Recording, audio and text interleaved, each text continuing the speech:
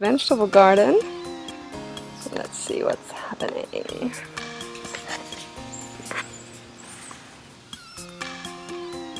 It's a bit of an overall tropical feel here. Let's see. This is lovely lettuce, huh? It's what the body wants, green micronutrients.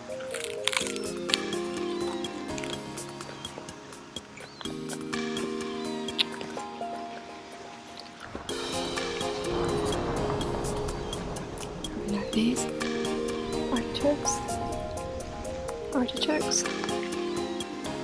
Good base of spinach and greens. This is mainly for juicing. Little beetroots. I prefer keeping the slightly wilder look going here. In which I harvest this for the chickens. It's chickweed. Whoops, there. I like harvesting of everything.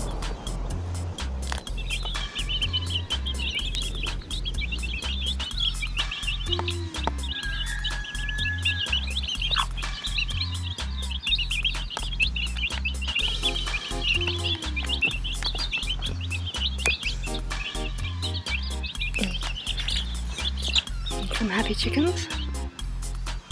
So you kind of get the idea here of the edible garden. It's got, instead of using mulch, you can have a basic ground cover. Here we've got chickweed, which I use for my chickens, as well as it's an edible garden.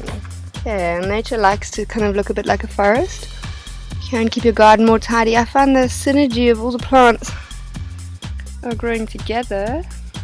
They seem to enjoy it in the sense that taller plants create a canopy and little ones enjoy it underneath. The hydrology of your garden is kind of what you want. If I stick my finger in, it's feeling pretty moist. And if you're going to use mulch or a ground cover, the whole point of it is that it will keep the ambient temperature of the soil right and the humidity. You see, plants don't just require water, they require constant exposure to water. So it's better to have a slightly steamy layer in the garden. See, you get very radiant leaves. Plenty of food. I think gardening is kind of self-explanatory, and each season you learn more tricks to get more abundance. For green juicing though, having this little one bed is not that big, but provides a lot of micronutrients. Fresh. So every day you can just pick a nice bucket, throw it through the juicer, and be in radiant health. Okay. This organic garden is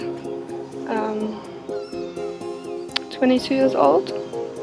So if you take care of your soil, you won't have a problem.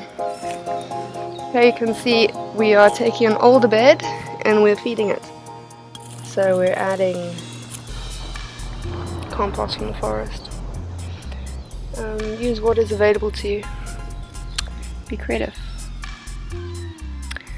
And remember to stagger your planting. So once your first batch of spinaches are say a foot high, put another batch in, because most green leafy plants, they'll flush for about 3 months. Not every plant lives forever, so that's worth taking account for. But the more you rely on your garden, the better. You'll get it right, you'll figure it out. But just keep adding. Buy more seedlings, put them in so you don't run out of food. The whole point is to keep a constant grazing facility for yourself. Like these little spinaches have just been put in. It doesn't take very long before they're at harvesting height already, you see. So, bearing that in mind, that's not too hard, is it? Look at these under here. Now here we're going under a canopy. We really have some thriving lettuces going on here. You see this incredibly bright, pristine leaves. See, absolutely pristine. So, what more do you need in life? The greens. I mean, it's the basics. There's tons more. So pure. So pure. These are artichokes. They're busy making me tasty flowers to eat. Fennel. She's really just here on bug duty. I juice a tiny bit of fennel leaves, but really just a tiny bit. These. It's kind of a licoricey tasting one. My favourite. This is like spearmint or peppermint. Oh, it's like chewing gum. It really is like chewing gum. This is another plant that you should really know. She spends a lot of her time saving us from internal parasites. Wormwood. Okay. Wormwood also grows from slip. So you can literally break a stem. Here's the remnants of an old stem. Like a stem, place it in the ground, and all clone needs to take is watering through the leaves initially. So before its roots have regrown, just sort of spray some water on it. It'll absorb that water through the leaves and get busy. Here we have Rocket.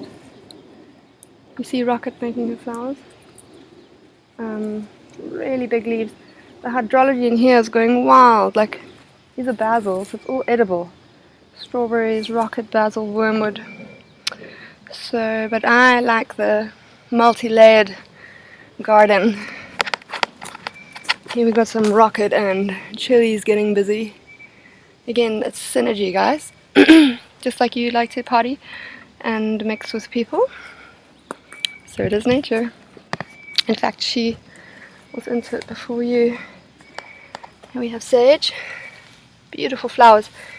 Flowers are going to bring insects which are going to pollinate my strawberries.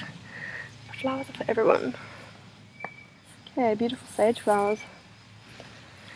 What else do we have in here? Beetroots, celeries, all the basics. Look at this big nest of strawberries. Wonder if there's any in here. They're coming. And next time I'll make some pots hanging so strawberries can really fall down. Very good. Lovely. Well, just lovely taking you for a walk around the garden. Remember, you can grow your own food very easily. Lots of it. Green food for everyone. Turns out that raw green juicing, in the sense that your body wants chlorophyll. Okay.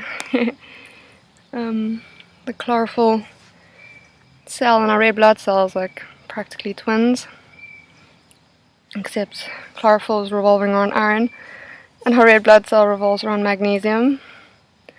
So we kind of got nature's signature in our bloodstream. Okay, one of my favorite herbs. Do you recognize her? Thyme.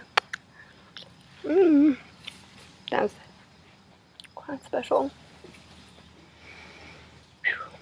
And strong. Just the flavor is good enough. Okay. Well, so go green, guys and girls, ladies and gentlemen. It's fabulous. Feeling healthy is worth a lot.